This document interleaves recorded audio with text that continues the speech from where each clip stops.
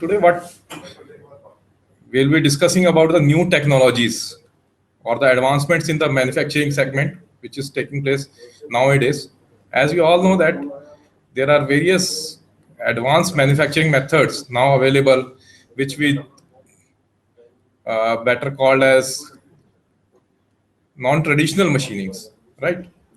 And there are other technologies like nanofabrications and micro machining, which are also advanced. We will try to cover all those things. Uh, First of all, I would like to give you overview about these things. Right. So we will be covering the non-traditional part first, and then we'll come to the nanofabrication or the other things. So this is how the non-traditional processes are defined. These are a group of processes that removes excess material by various techniques involving mechanical, thermal, electrical, or chemical energy. Or it can be a combination of these energies, but do not use the sharp cutting tool in the conventional sense. So, though these technologies are very common or very frequently used, we can say now it is an essential part of the machining, but still we called it as non-traditional machining because the material removal rate here is very small. You can say these were developed in 1940s in response to new and unusual machining requirements that could not be satisfied by conventional methods during that time. What happens in 1940s was, what was the reason behind that? All of you know that World War II and World War I and II, the time period in between was very crucial for technological development. At that time, most of the your new materials or the materials which we know today, almost more than 60 to 70% materials were discovered, I would say, at that time because of the requirement of the new weapons or advancement in weapons, right? So at that time, all these new materials were developed, these new technologies were developed to machine those hard materials or brittle materials, we can say, so that we can make the weaponry out of it.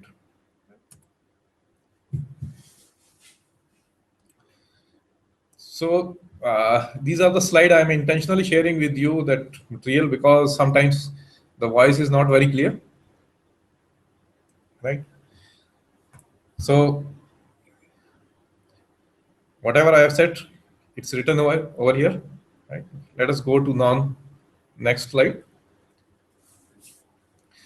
So here, the first point is high hardness and the strength of the material. Right? So by this high hardness, we mean that earlier we were machining only the mild steel type of thing, right? Till the 1940s, but now the new materials have come. So whose hardness is much more, you can say 2 to 3 times than the mild steel, which were very difficult to machine by the tools which were at that time, which was mainly here.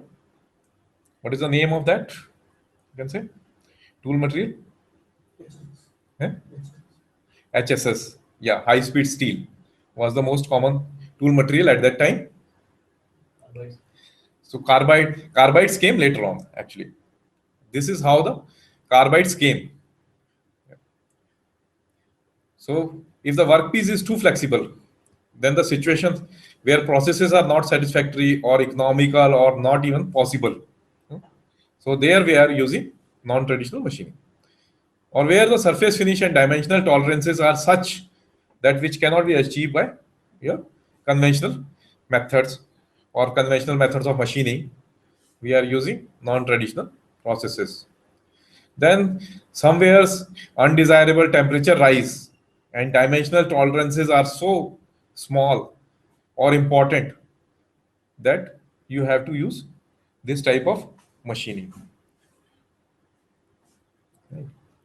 So if you classify the non-traditional machining, we can say that it is of four types, which is based on the energy processes mainly. This is mechanical energy processes and electrochemical machining processes, thermal energy processes, and chemical machining. These are the broad classifications. We can say that we can classify all the processes in these three things, four things, right? Let us see what comes under the mechanical. Erosion of work material by a high velocity stream of abrasive or fluid, or both, is a typical form of mechanical action. Right? In electrical, we cover electrochemical energy to remove material, that is reverse of electroplating. And in thermal type, we generally use thermal energy, usually applied to small portion of workpiece, causing that portion to be removed by fusion or by vaporization. This is the main application of this is, you can say, electron beam machining, right? Which is more or less cutting, right? But it is so controlled that we can call it as machining. The other one is chemical. Chemical agents are selectively removed from material from portions of the workpiece, while other portions are protected by a mask. The example of is this is that your PCB manufacturing in electronics industry. The examples of mechanical energy processes are, you can say, ultrasonic machining, water jet cutting, abrasive water jet cutting, and abrasive jet machining.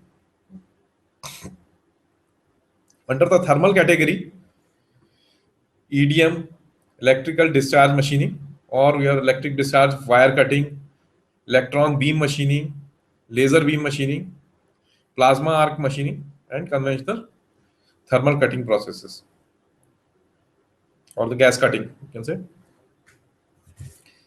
These are the some of the parts which are made by advanced manufacturing processes.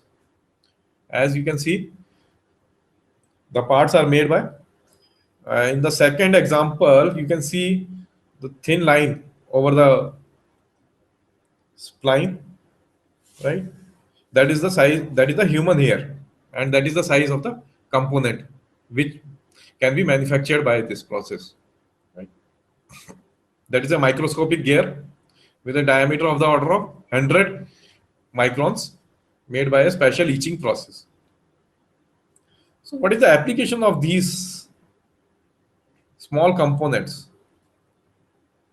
Nowadays, you must have heard of the spying robots or spying uh, drones, right? Which are made in the shape of mostly insects, small insects. So there, this type of gears are required, right? All the machinery is required of that size. Then let us see what is chemical machining. The chemical attacks metals and etch them by removing small amounts of material from the surface using reagents or agents. Etchants, sorry.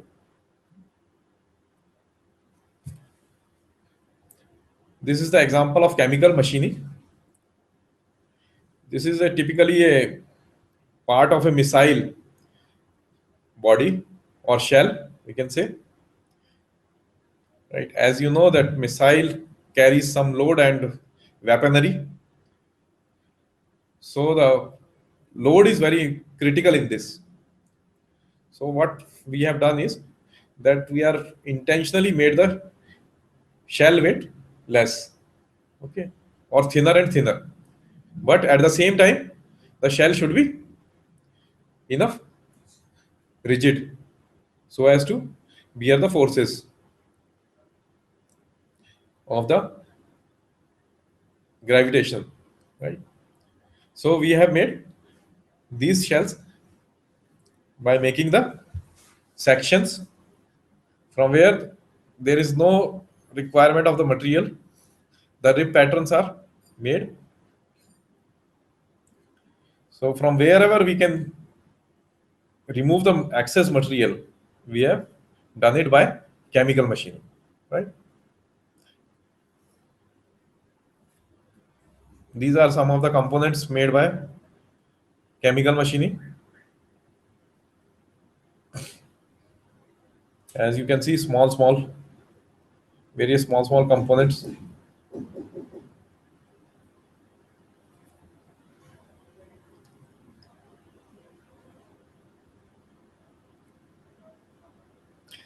This is the procedure. I think better we don't go into the procedures side. First, let us see what all these machining processes are. Then we'll come to this. These are some of the process capabilities of chemical machining. Chemical machining is mostly used in aerospace industries. So the tank size for reagents could be as large as 3.7 meters into 15 meters, like that. The processes are also used for microelectronic devices, right? And surface driven. Then there is one more, chemical blanking is there, which is similar to chemical milling.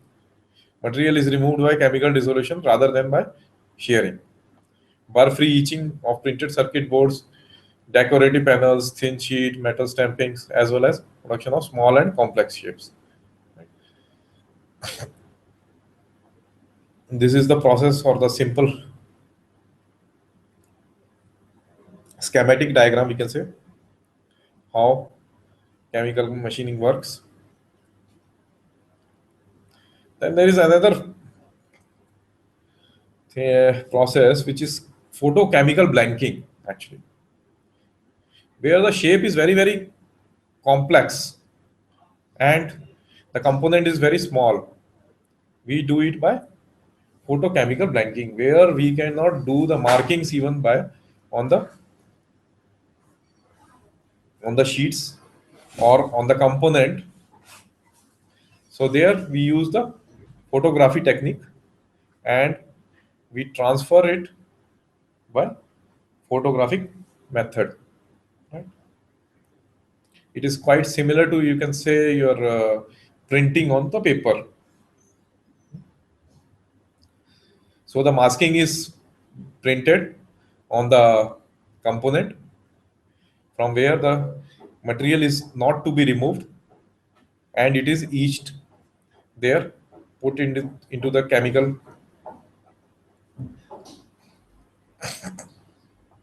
and it is being machined. These are the steps. Then comes the electrochemical machining. In this, apart from the chemical machining, we have introduced one more circuit, that we are now supplying the electric current to it so that the machining rate can be increased.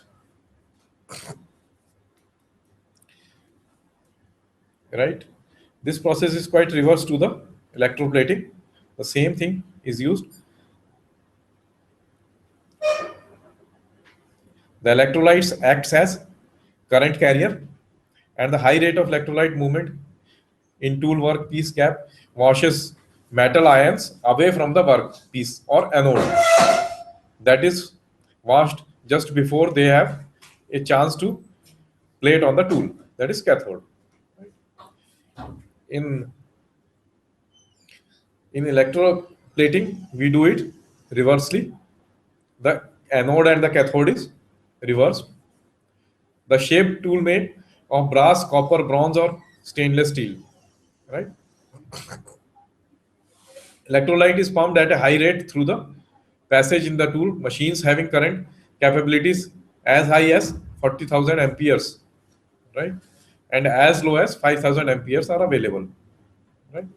It depends upon that what type of machining you want to do. For rough machining, we use high currents, and for finishing processes, we use lower current ratings. Right? These are some of the parts made by electrochemical machining.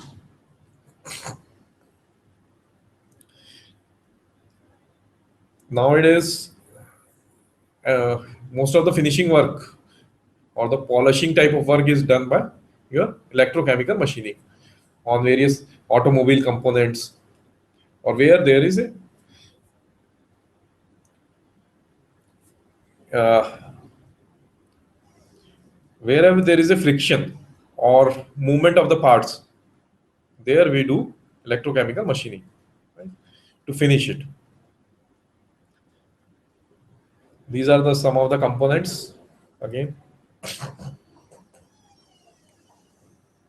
these are the rotor blades. These are finished by electrochemical machining.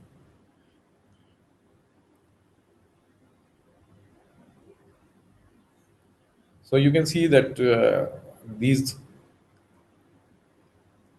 processes are used for even for your bigger size components also, just like a turbine finish in the rotor of a turbine. And the blade, this is a blade rotor with 0.04 micron finish. Right?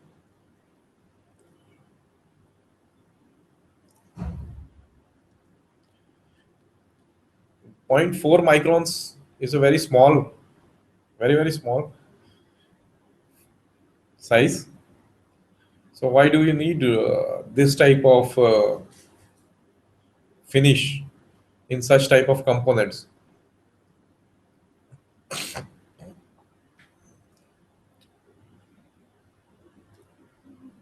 That is the question. Can anybody answer here?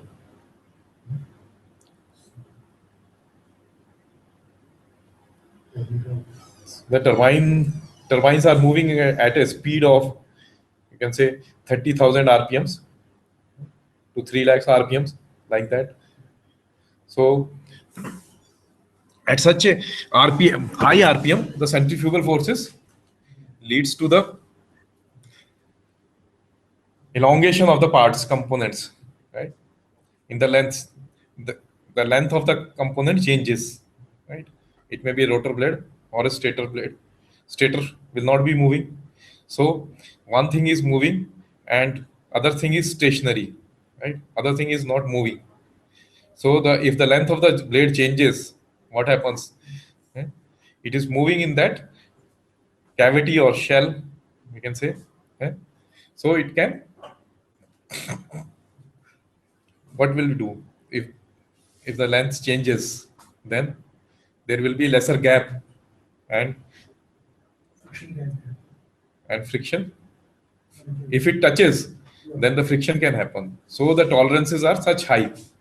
So you need a finish of order of 0.4 microns also. That is the thing. Right?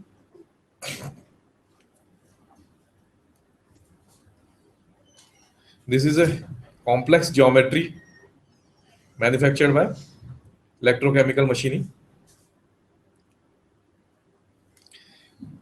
Now you must have a heard of the rotary compressor type of thing. This is quite similar to rotary compressor outer casing.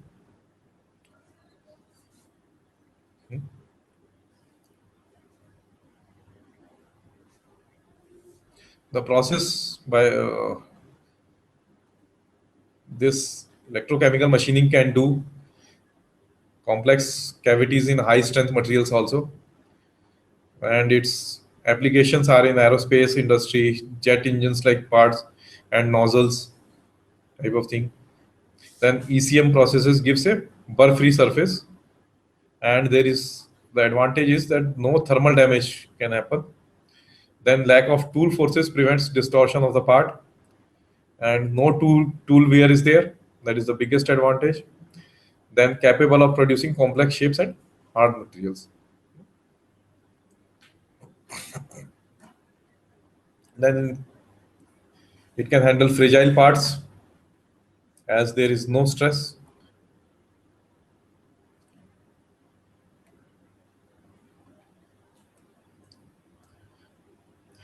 Only limitations which are there is that it is not suitable to produce sharp square corners or flat bottoms because of the tendency for the electrolyte to erode away sharp profiles. Right? ECM can be applied to most metals, but due to high equipment costs, is usually used primarily for highly specialized applications. This is one more example. In biomedical implants also, nowadays it is used to produce the components for implants. This is a cobalt chrome implant, and the upper layer is of sodium nitrate. It is machined by sodium nitrate solution, and the electrode is made of copper tungsten in this. The blue portion which is showing here, right?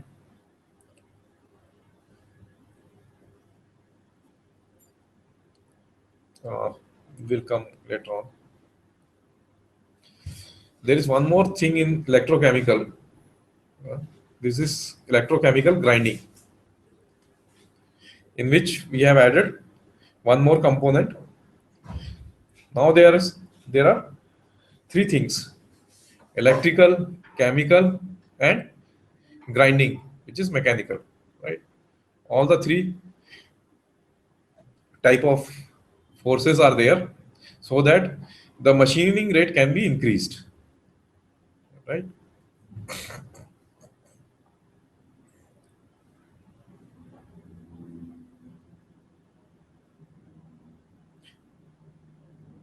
On the right hand side, that the blue component, which is shown here, that is a thin slot produced on a round nickel alloy tube by this process.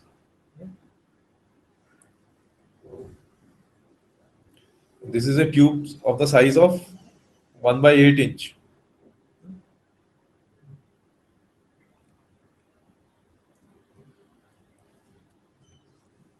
Now let us come to the next process, which is your electrical discharge machining.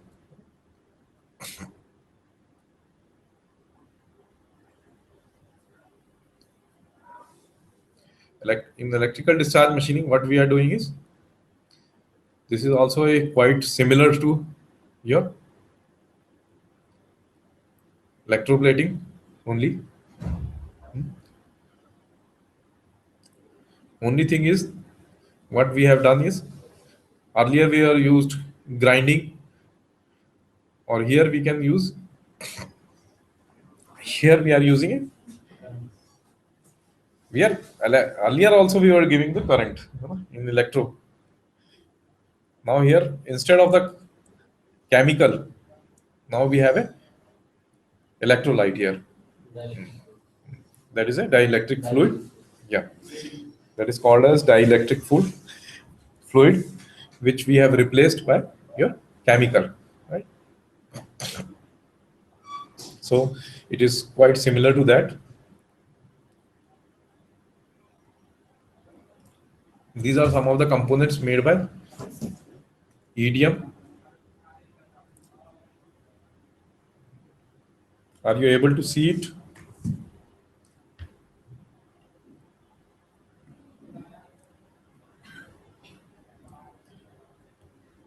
These are the dies, right? The back one, bigger size. This that is a die by which this is produced. This component is produced. That is component here is, yeah, body of the motor. Hmm?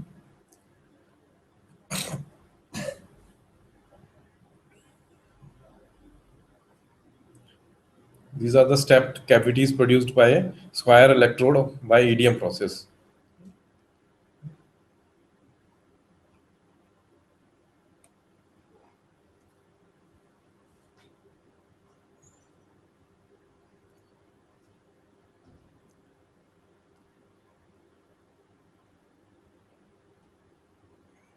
this is how we produce the. If we move that electrode, then we can produce a cavity over there, right?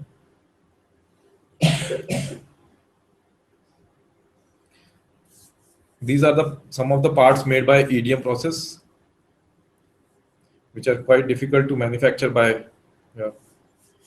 conventional methods or conventional machining, or not at all possible if it is the size of you can say a few mm.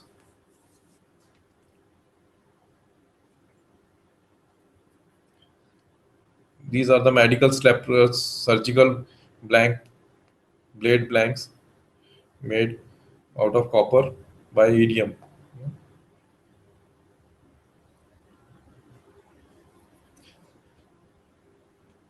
You must have heard of that the tools, die-end tools are made by EDM process.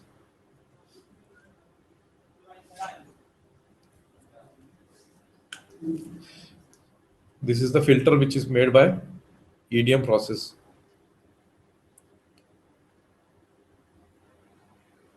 Why this is made by EDM process? Can anybody answer here?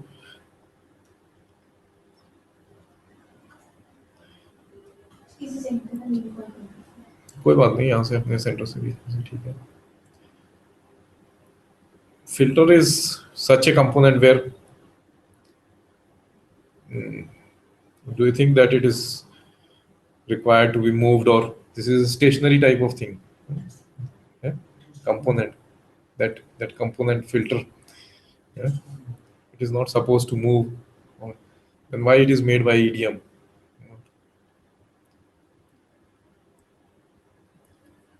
Or we can say this is finished by EDM, we can say, not by EDM, not fully manufactured by your EDM process, but still it is finished by.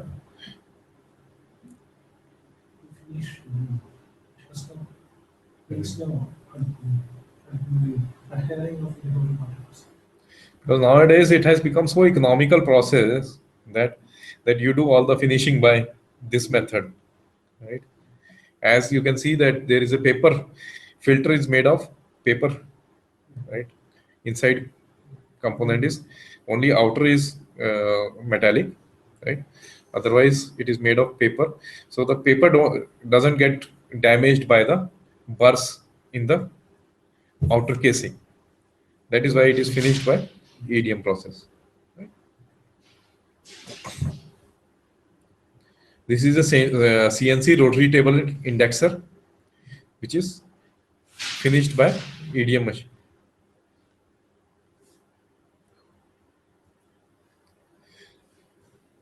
This is how you achieve the correct geometry and the frame maintained by EDM.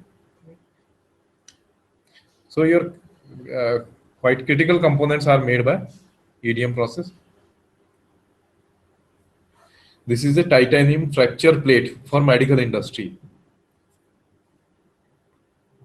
by which the doctor fixes the screws on the broken bones. Yeah. This is how they are made by your EDM process.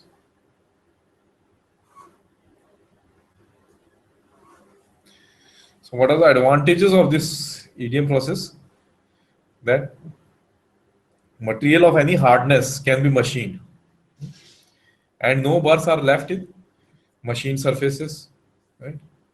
One of the main advantages of this process is that thin and fragile, brittle components can be machined without distortion, right? As there are no external forces, right? Then complex internal shapes can also be machined. And the limitations are that can be employed only on electrically conductive materials, right? And the material removal rate is low, and the process overall is slow compared to conventional machining process. Unwanted erosion and overcutting of material can occur. Rough surface finish when at high rates of metal removal. right? So these processes are made economical only by the high rates of material removal rates.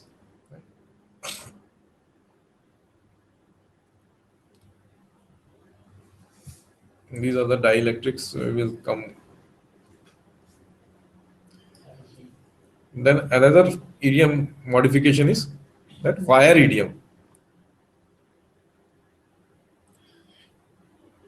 This is being used for where the material, you have to remove the material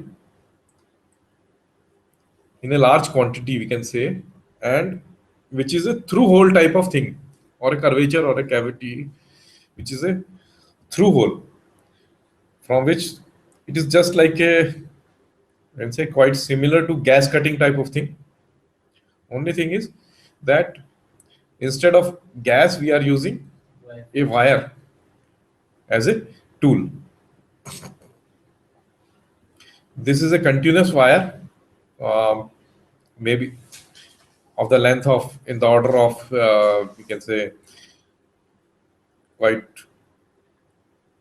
kilometers or kilometers long to 500 kilometer, like that type of thing. Is it's a continuous moving wire, which is consumable wire, you can say, which is cutting this. As you can see that the wire has passed through the this component, and it is held by the upper and the lower piece, so that the wire remains in position.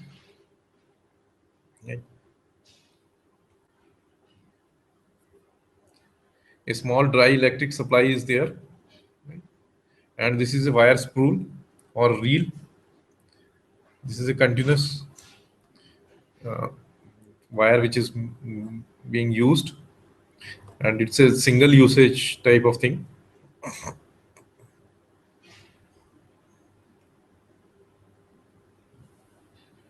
This is how you cut the component.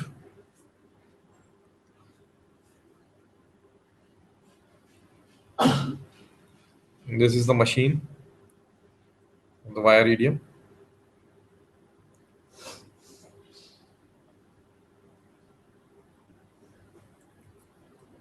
This is a computer controlled wire idiom machine.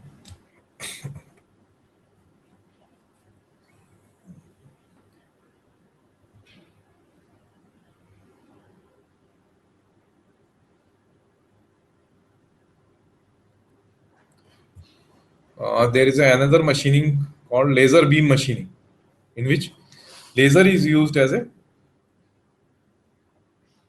your cutting force.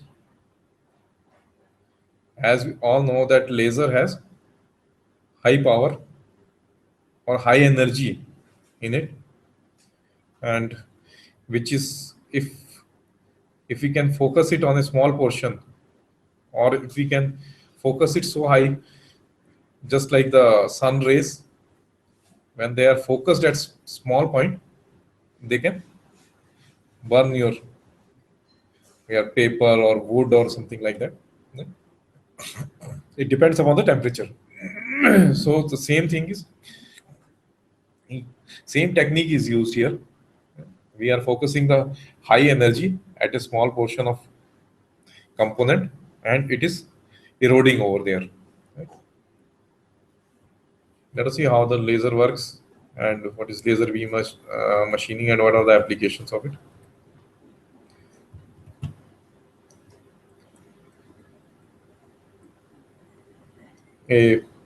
We add energy to electrons to make them jump to higher energy orbits. Right? Then electron relaxes and moves at equilibrium at gate state energy level. Then it emits a photon in this process. That is your key laser component. Right? Two mirrors reflect the photons back and forth and excite one more electron. One mirror is partially reflective to allow some light to pass through it and creates narrow laser beam. This is how the laser is, you can say, produced. A laser beam is produced. This is the schematic diagram of photon emission model. Mhm.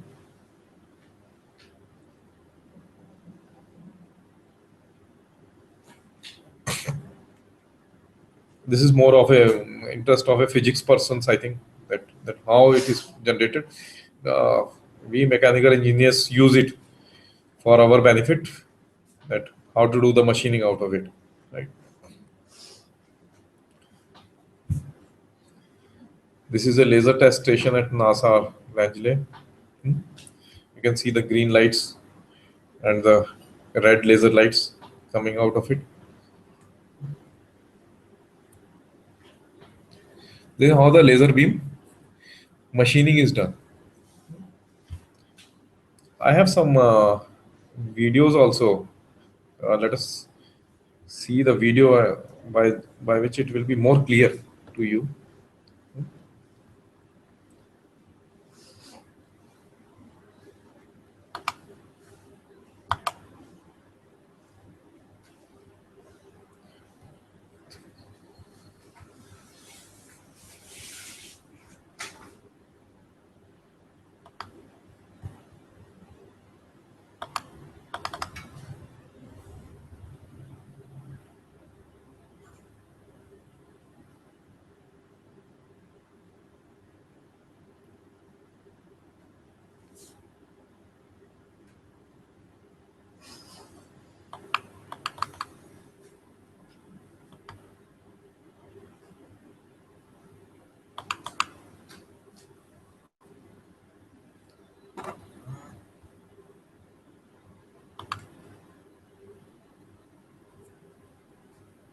This is a laser cutting machine. Madam, show it, share it.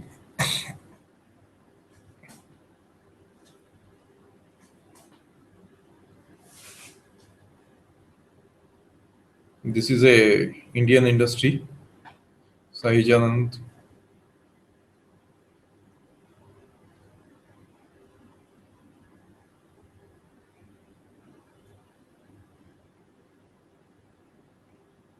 This is used in sheet metal industry, being used in.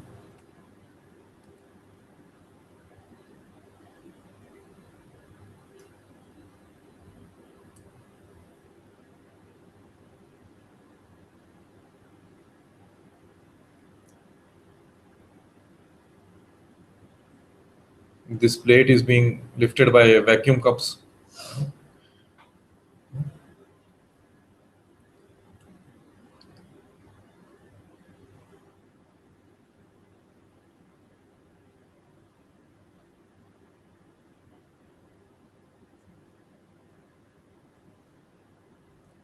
Earlier, for this purpose, we were using mostly gas cutting type of thing.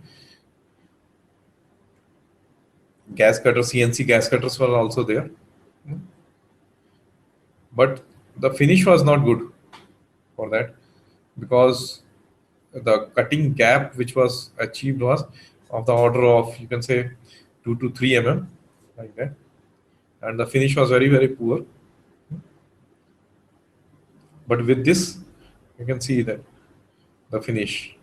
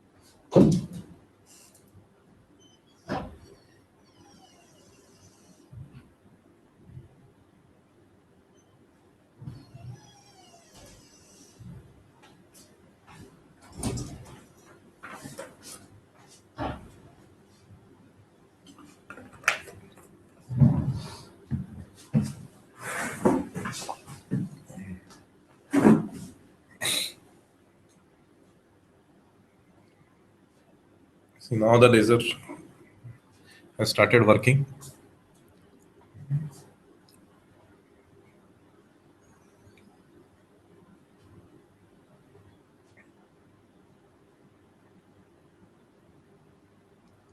You can see how fast it is.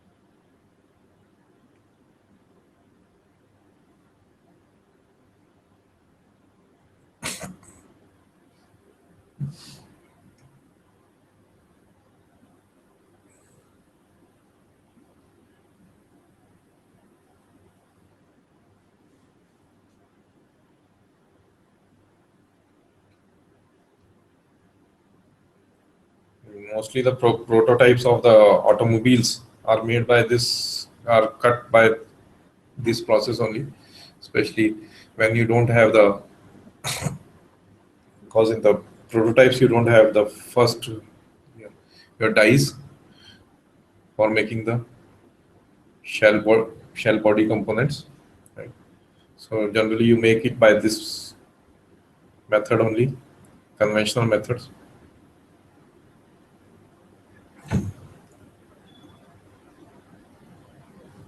So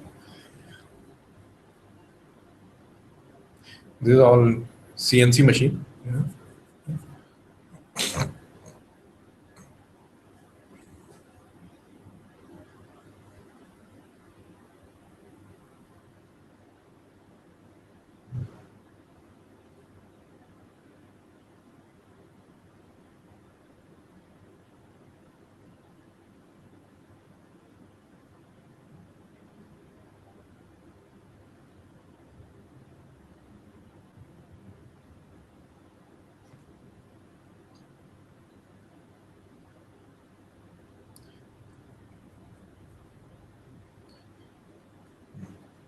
Actually, nowadays, lot many videos are available on the YouTube. Just like I have also downloaded this one from YouTube only. So this is very good for showing it to the students, because everybody cannot get the opportunity to go and see in the factory type of environment, as nowadays factories are not permitting, because of the so many number of the engineering students over there. So they find it little bit unproductive to allow the engineering students over there, and we can use these types of videos to show it to the our students, so that they have some clarity about the that what we are talking of actually, right? So we have seen that it can cut use that laser beam machining is more precise, useful with a variety of materials, metals, composites, plastics, and ceramics. Then we have, it gives us smooth, clean cuts and faster processes. Then decreased heat effect HAZ, because this is this process is using the heat at a very narrow zone, you can say, where it is required. As this HAZ, we can say that heat effect zone is quite compared to your conventional gas cutting.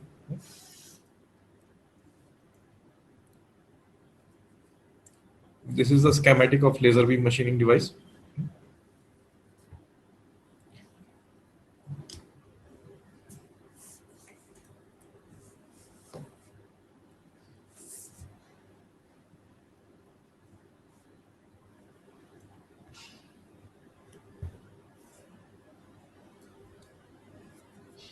These are some of the applications of LVM in industry and manufacturing of metal sheets for truck bed, hitch plates. Right. Wherever you have a batch type of industry, right? Batch production type of industry where do you have very less few number of components. There it is more useful. Otherwise, they are being manufactured by mostly the, by your tool and die. Just in the case of automobile industry or the manufacture of the car bodies, like that component, they are manufactured by your dies. But just like truck bodies, there nowadays we have seen that till now we are making it by hand only or tailor made. They are mostly tailor made, you can say. Right. So slicing of aluminum sheets in the aircraft industry, right, where the size is very big and it would be not economical to make the die of it of that size. So this type of application is there. Then cutting of multi-layered insulation for spacecraft. Okay. This is all possible by LBM.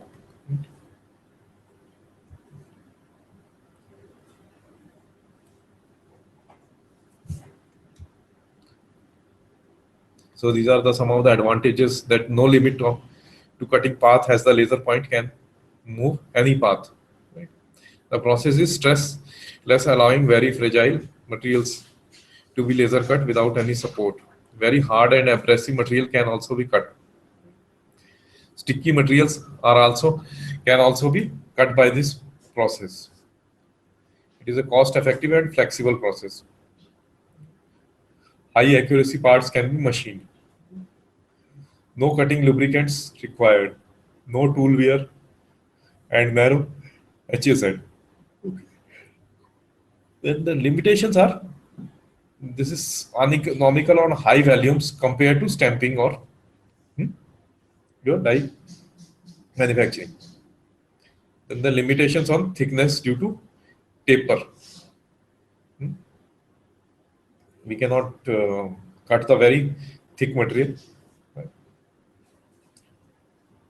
Then high capital cost involvement is there. High maintenance cost is also there. Then, and assist or cover gas is required for maintaining that laser in a gas in air or atmosphere. We can say we have to cover it. Just like in your welding process, we have to shield it. Rather, that's a shielding gas we have to maintain. That is a consumable. Then there is another type of machining, which is water jet machining. By the power of the water, this machining is done. Only thing is that it is being targeted at one place. Right? Just like we have seen in your natural flowing streams, you must have seen the stones being washed or stones being machined, or we can say finished by this process. We have seen the stones gets very smooth in the river, right? This is all quite similar to that type of thing. We are using a water jet for cutting This is also a computer controlled water cutting machine which is used to cut a granite plate. This is mostly used in your stone industry where you have to, eh? Yeah, marble industry and your granite industry where you have to cut the sheets from the stone, big stones you have to cut, or you have to cut the big stones from the rocks. There it is used because the portable versions are also available for this, though this is a CNC control machine. Water jet or abrasive jet same? Yeah, we can add abrasives in in it, and it, we call it abrasive water jet machine. That is to increase the MMR. Right? These are the some of the components made by water jet machining, and this is a non-metallic rubber type of part is there. This is produced by water jet cutting process.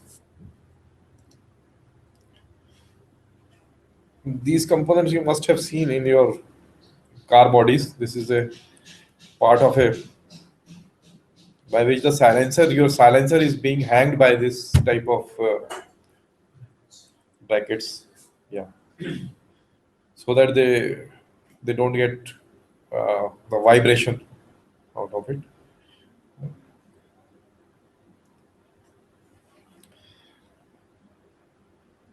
This is the schematic diagram of a water jet machining. What we are doing here is, with the help of a pump, we are just increasing the pressure of the water so that it can produce a, such a effect that machining can take place.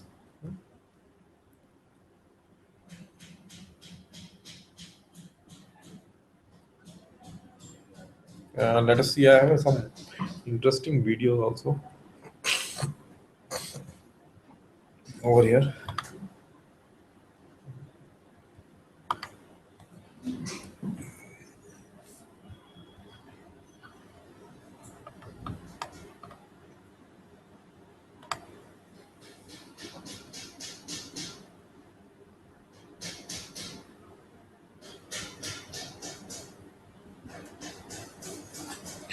This is the example of a drilling by abrasive water jet machining.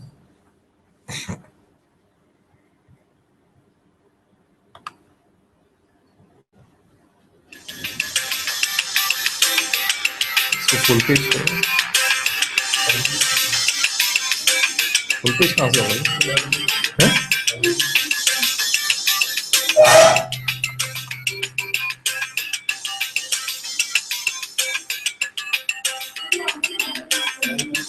इसी पे तो double click करना है। अच्छा,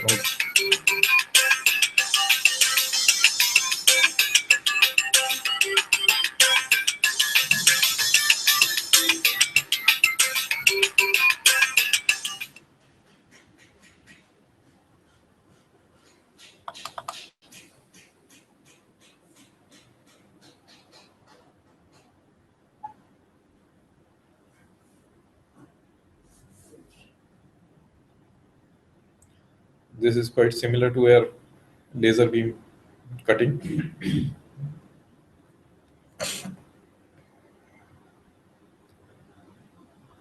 This is the component produced here.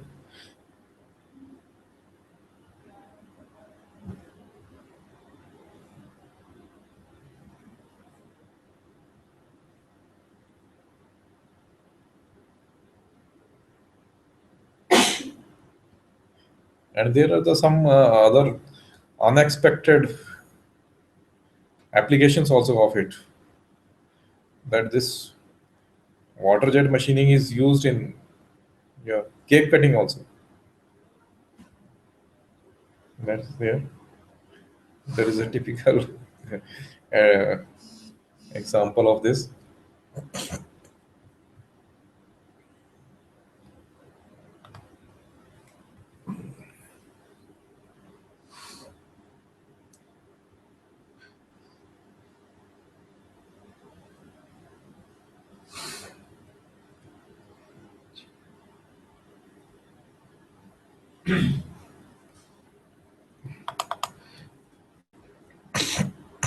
This is the cake cutter. Yeah, see.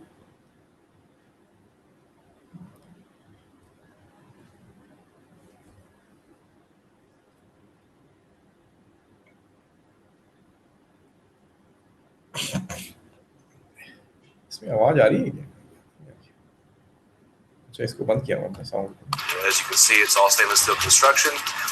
We use a articulated robot arm for the motion control. Here we've got the water jet nozzle and tube into a catch area.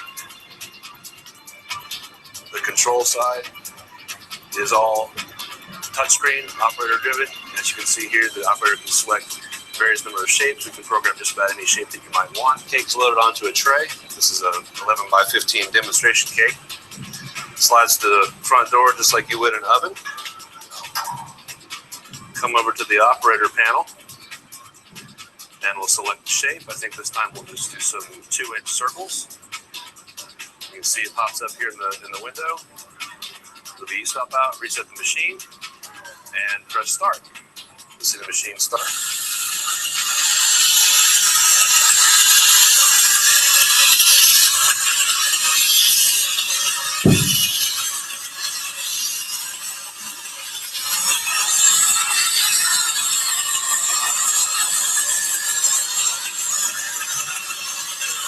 As I mentioned, we can cut just about any shape that you can come up with. So we can take hand sketches, digital drawings, JPEG, PDF, and convert those to scene files.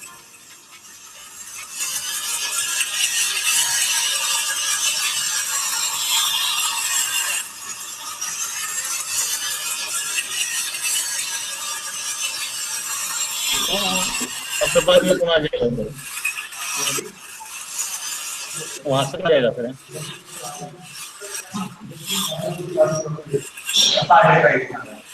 चलो किस खड़े हो गए इसको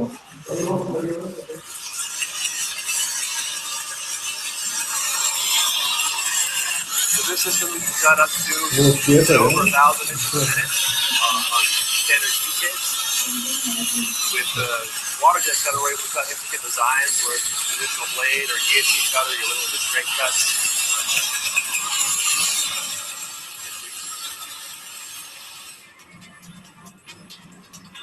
So here, remove the tray from the front, take it over to a process table. You can see here, perfect circles. No crushing of the product, no wetting of the product. You can see the cut quality, better than any blade you'll see. See the quality of the cutting. By knife, it becomes a highly skilled type of So the cake separates very easily. Work.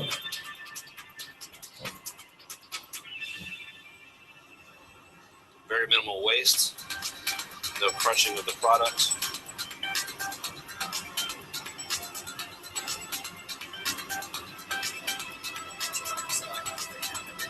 It's a perfect cut every time. These pieces match exactly, so it's perfect portion control.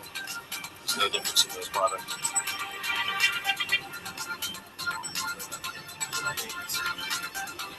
There's no blades to sharpen with this machine. You don't have to clean the blades. Actual cleanup of the machine is quite simple. It's designed as a sink. You lift the cover, move the arm out of the way, and wash down the basin as you would any sink.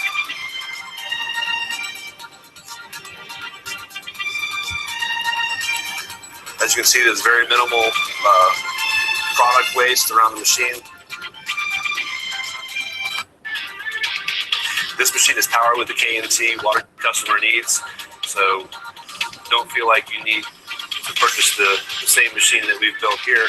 We can custom design a machine for any needs, whether you need conveyor throughput for higher volumes, multiple cutting heads. Thank you for your time. Visit us at www.xilixsys.com.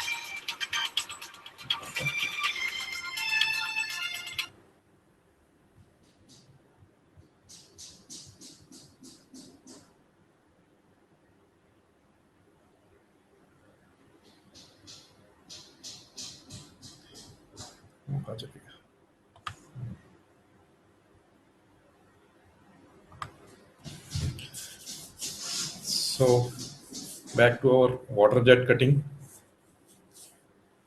As you have seen that there is no heat generated in water jet cutting, which is especially useful for cutting tool, steel, and other materials, where excessive heat may change the properties of the material.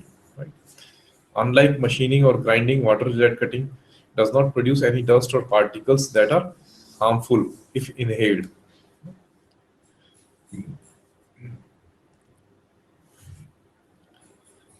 Then there are some disadvantages also, that is limited, that a limited number of materials can be cut economically by this process. Thick parts cannot be cut by this process, right? Because of the taper is also a problem with water jet cutting in very thick materials. This is the component cut by your water jet cutting.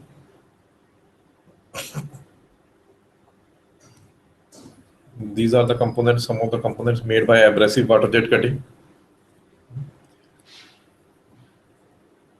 This is another example of water jet cutting machine cutting.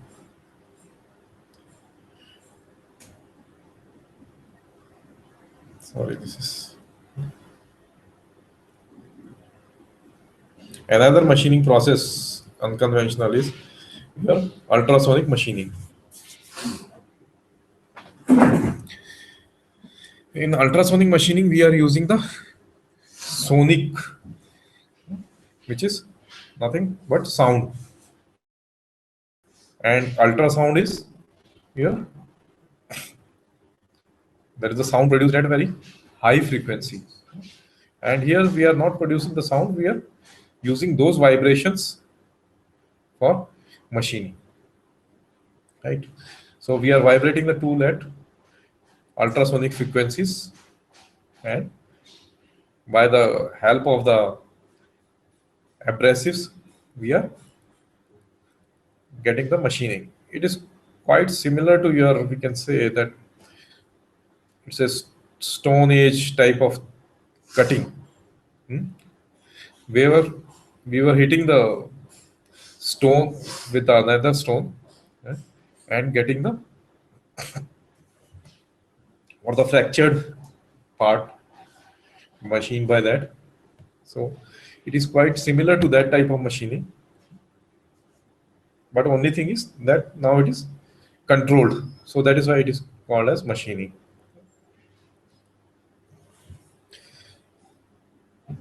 This is the history of the ultrasonic machining. The roots of ultrasonic machining can be tracked back to research on the piezoelectric effect conducted by Madame Curie around 1880. He found that asymmetric crystals such as quartz and roseate shell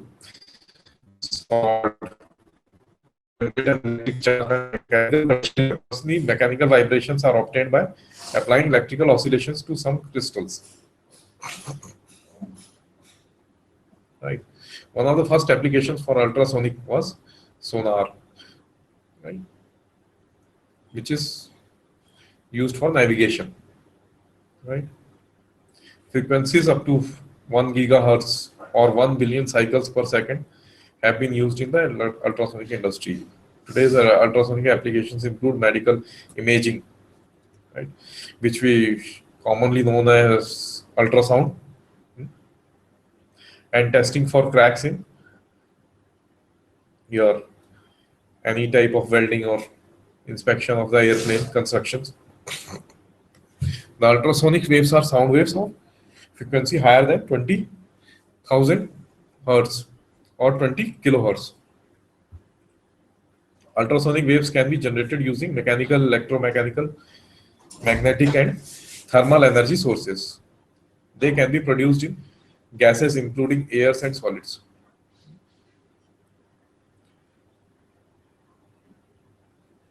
Then ultrasonic waves are produced by magnostrictive transducers.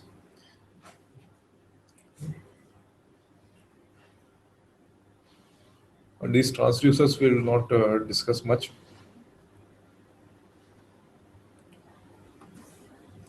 Let us see another video of it, by which it will be more clear.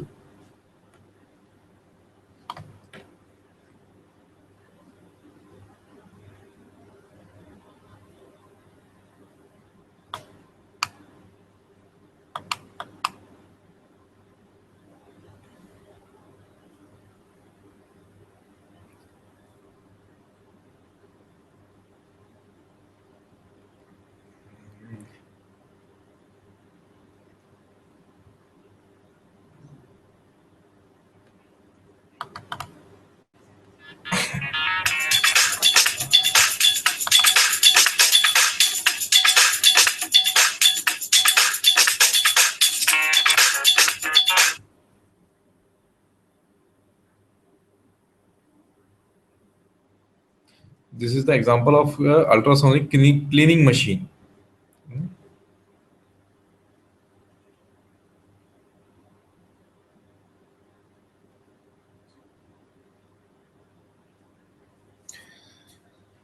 This is the cylinder head of a automobile.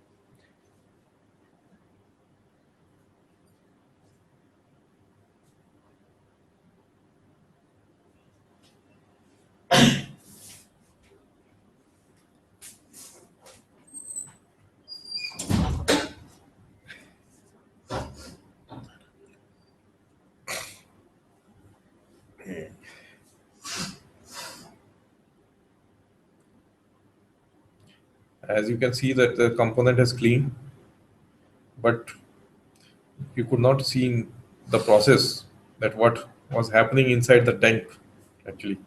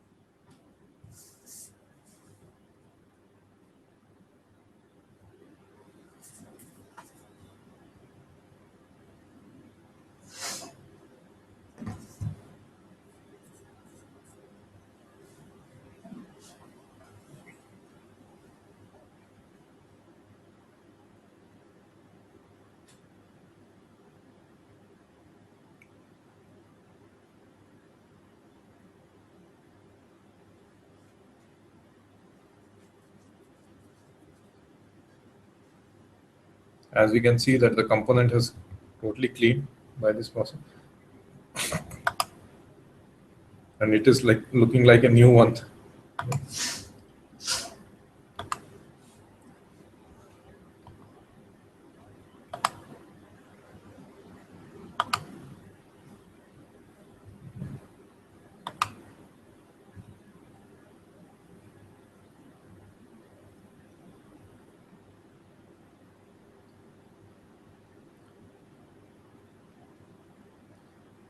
And one more thing, this is a portable water jet cutting machine is also there, and it is quite interesting to see this cutting action. I would like to share with you this one.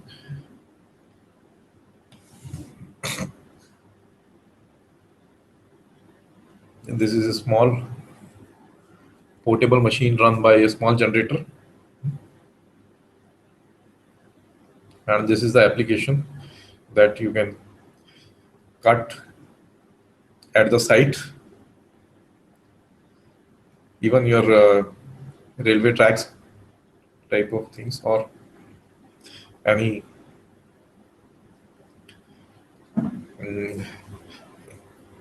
the application of this is quite useful in case of any natural calamities like earthquakes type of thing, where the building collapses and we have to evacuate the persons or from the debris. There it is very useful.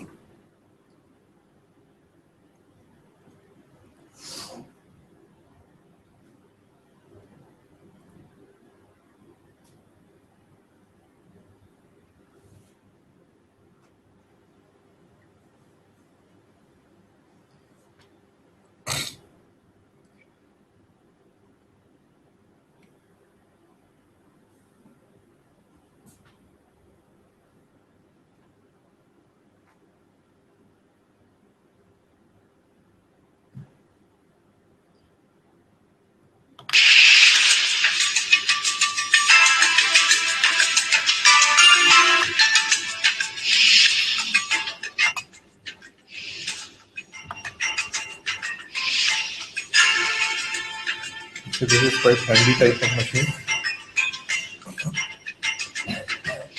but it's cutting quite accurately.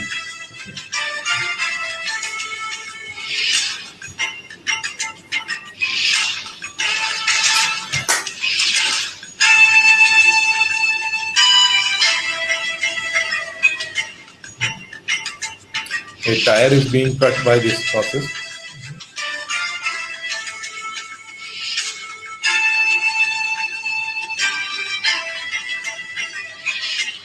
So you can cut the rubber components also by this.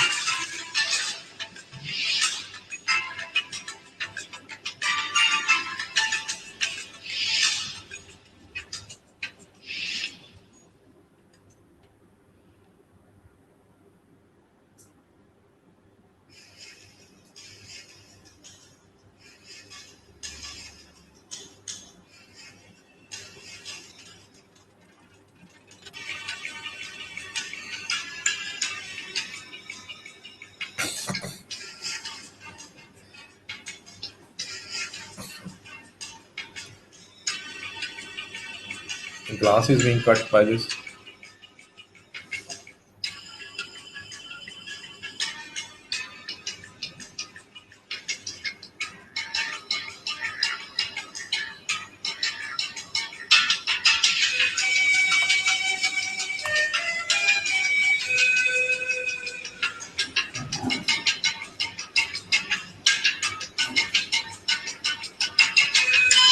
It has cut the glass bottle.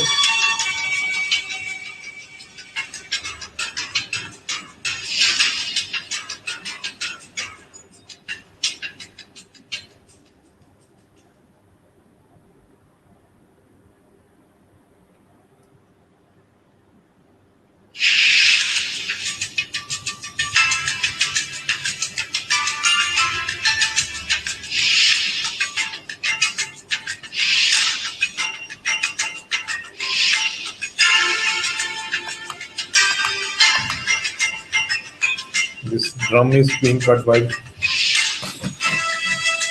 potable water jet machine. So the application could be that to cut inflammable chemical pipelines or storage tanks.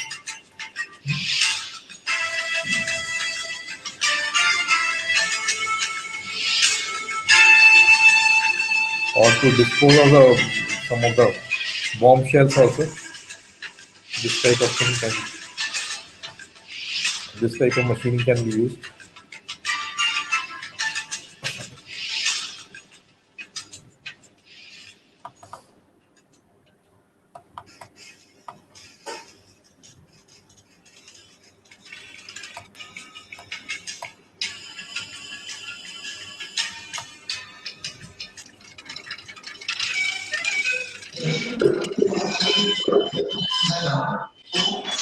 क्या कोई है?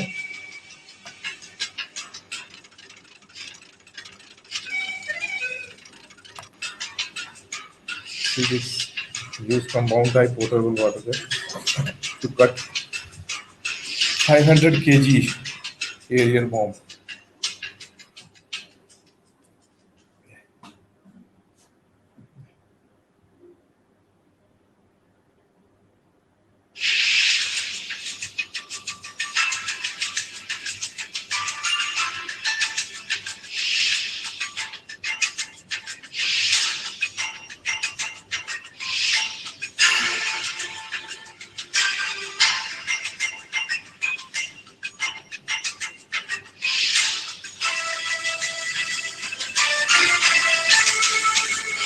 This is to cut the holes through the walls.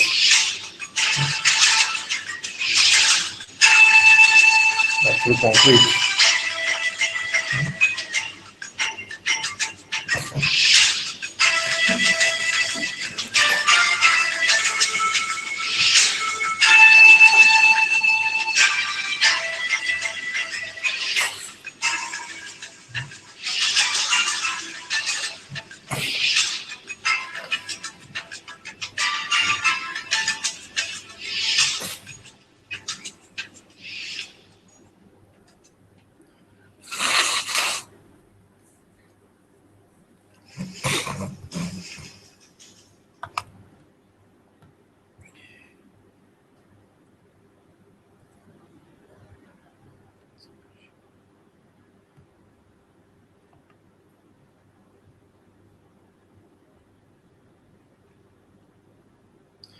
So we were on ultrasonic machining.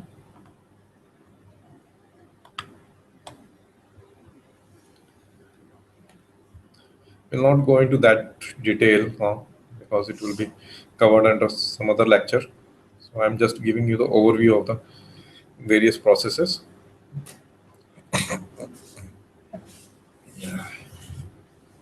The principle of ultrasonic machining is that during one stroke, the tool moves down from its uppermost remote position with a starting speed at 0, and then it speeds up to finally reach the maximum speed at the mean position. Right? When the tool slows down its speed and eventually reaches 0 again at the lowest position. When the grid size is close to the mean position, the tool hits the grid with its full speed. Right? The smaller the grid size, the lesser the momentum it received from the tool. Therefore, there is an effective speed zone for the tool, and correspondingly, there is an effective size range for the grids. Right?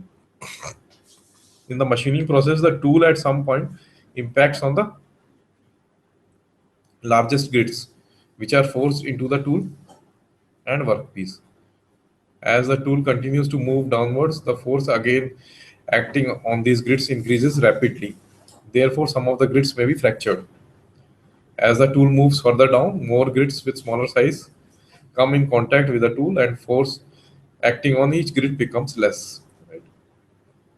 Eventually, the tool comes to the end of its strike. The number of grids under impact force from both the tool and the workpiece becomes maximum. The grids with size larger than the minimum gap will penetrate into the tool and work surface to different extents according to their diameters and the hardness of both surfaces. These are some of the components made by ultrasonic machining.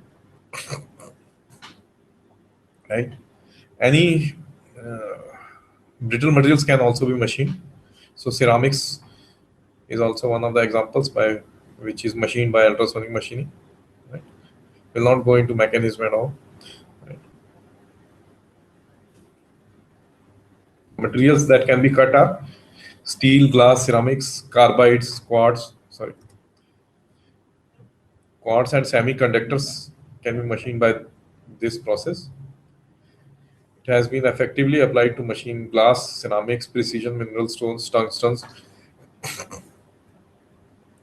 You must have seen the artwork on the glass nowadays, which has become quite common to have a etching type of thing on the glass. This can also be done by your ultrasonic machining. Very complex type of shapes can be made by this.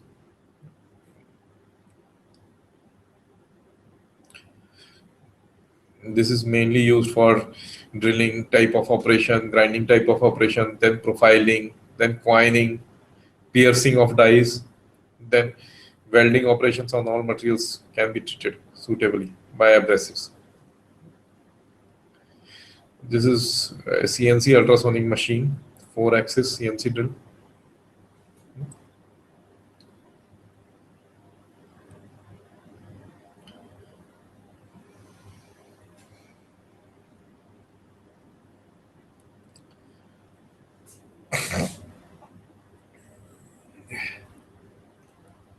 These are some of the disadvantages, that it has lower material removal rate and tool rate is also faster. Right? Machining area and depth is quite limited, and we have to use the safety considerations also. And with this, now we have come to our lecture, and the time is also over, I think, now. I think I have given you a quite overview of this non-conventional machining processes.